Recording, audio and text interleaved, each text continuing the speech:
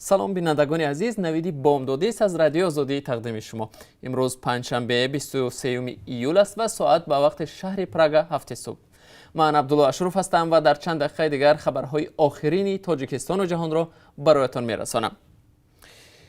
در حالی که سراسر عالم از نگرانی ها از آغاز موج دوباره کرونا ویروس بیشتر می شود و پروازهای منتظم هنوز بسته باقی می ماند، ازبکستان هوایی یولری شرکت دولتی هواپیمای ازبکستان اعلان کرد که از 1 سپتامبر پروازها را به شهرهای روسیه، مسکو، قزان، سنت پترزبورگ برقرار می کند. این در حالی است که در این کشور میزان سرایت به کرونا ویروس بالا رفته. تاشکند از 15 ایول تا 15 اوگوست در سراسر کشور رژه کرانتین را دوباره برقرار کرد. قرار بود پروازهای منتظم از ازبکستان به تاجیکستان هم ماه ایول برقرار شوند، اما بنابر خروج دوباره کرونا ویروس عملی نشد. در عموم پروازهای بین المللی به تاجیکستان هنوز بسته است و مسافران خصوصا از روسیه نمی توانند به وطن برگردند. پروازهای چارتری از خارجه به تاجیکستان ادامه دارند. شرکت تاجیک ایر اعلان کرد که صبح دیروز مسافران را از شهر سئول کره جنوبی به تاجیکستان آورد. پروازهای چارتری از روسیه نیز اساساً از شهر مسکو به دوشنبه مسافران را باز می‌گرداند. شرکت سامون ایر اعلان کرده است که روز 28 ایول در خط سیر دوشنبه فرانکفورت دوشنبه نیز پرواز انجام می‌دهد.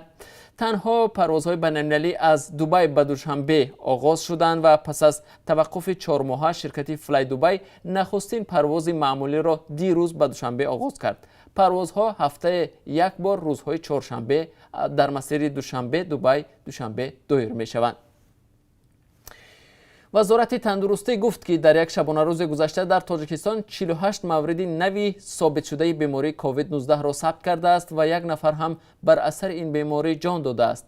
دفتر مطبوعات وزارت با نشر یک بیانیه رسمی روز 22 ایول گفت در عموم تعداد گرفتاران بیماری به 7015 نفر رسید. از زمان اعلان سرایت بیماری در تاجیکستان در روز 30 اپریل تا کنون به گفته وزارت تندرستی 58 نفر مبتلای بیماری کووید 19 فوتیده است.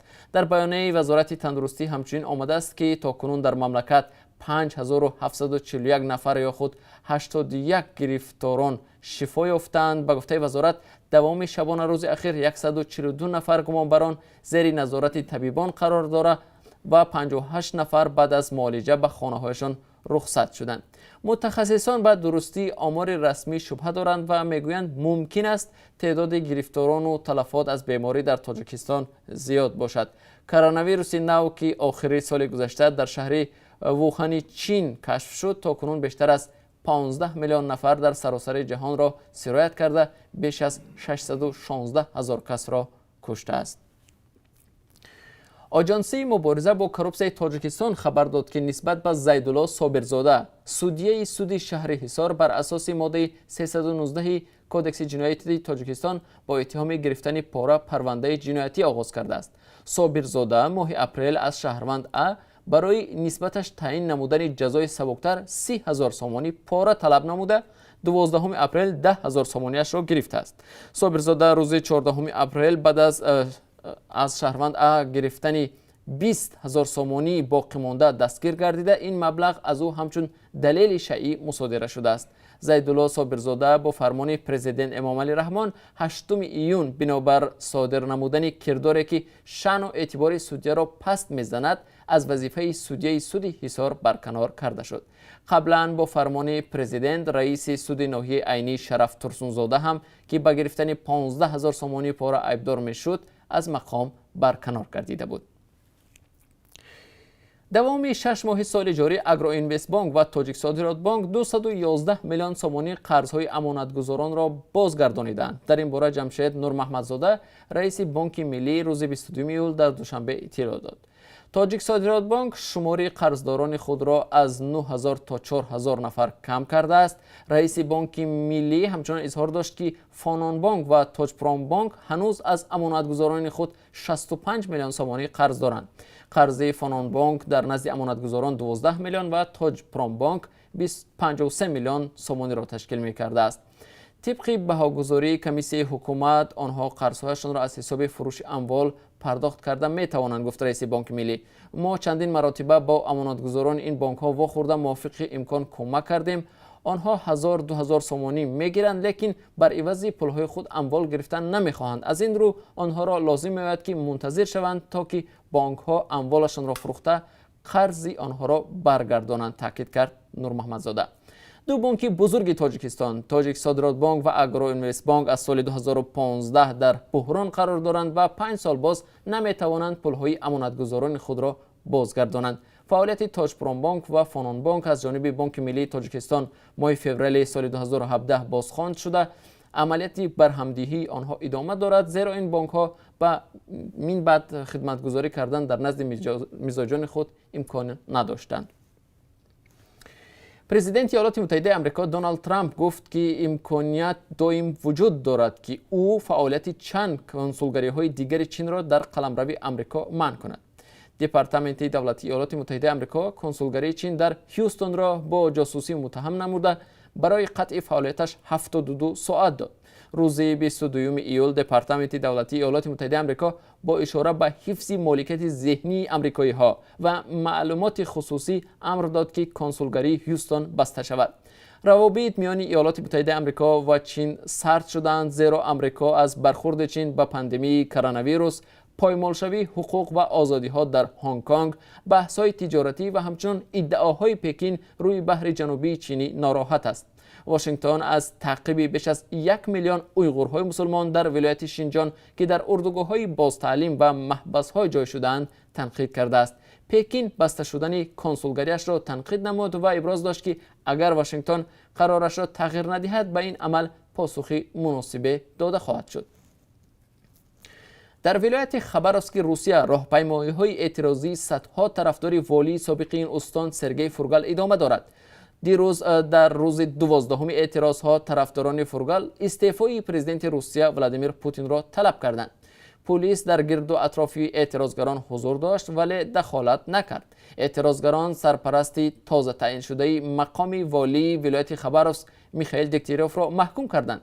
ولادیمیر پوتین دکتیروف را روز 20 ایول به این منصب تعیین کرد. دکتیروف 21 ایول به خباروفسک آمد ولی تا به حال با اعتراضگران ملاقات نکرده است. 22 ایول دکتیروف در شبکه اجتماعی اینستاگرام نوار انتشار کرد که در آن میگوید او خباروفسک را ترک نمی کند و به والی سابق فورگال در محاکمه دادگاهی موفقیت تمنا داشت. دادگاه اقتصادی ولایت سوخت به بازگردانیدن دو بینای کلیسای سانمین سونبوگیم به اختیار شهرداری خوجند قرار کرده است، ولی این سازمان قرار دادگاه را قبول ندارد و میگوید جای کلیسا حق قانونیش می باشد. سلیمان قاسم زاده رئیس دادگاه اقتصادی ولایت سوخت گفت سود اقتصادی دعوا را در مرحله کاساسیونی و نظارتی به نفع حکومت شهر خوجند حل کرد، ولی وکیل دفاعی سازمان سانمین سونبوگیم در خوجند در تالار دادگاه اقتصادی سوخت گفته است که این سازمان بناهای کودکستان سابق را با راه قانونی برای 49 سال به اجاره گرفته بود. سازمان سانمین سونبوگیم از سالهای 1990 در تاجیکستان حضور دارد. تا زمان قبول قانون نوی دین در سال 2009 بیشتر به حیث سازمان میسیونری و یا مبلغ فعالیت داشت. بحث این سازمان با مقامات خوجند ظاهراً ماجرای مالی به نظر می رسد، ولی حبس راهب این سازمان بهرام خالماتوف به 3 سال زندان در سال 2017 با جرم برانگیختن کینه و عداوت دینی بحث‌های را هم به دنبال داشت. برخی افراد نزدیک به این سازمان برانند که مقامات با این راه تلاش دارند که این سازمان تبلیغاتی دینی را از جای پای محروم و فعالیتش را محدود کنند. برخی دیگر قضیه را به طور دیگر شرح می‌دهند و میگویند مقامات امروز برای به اصل خود بازگردانیدن کودکستان‌های به مالکیت شخصی افراد و سازمان و مؤسسه‌های تبدیل یافته تلاش دارند.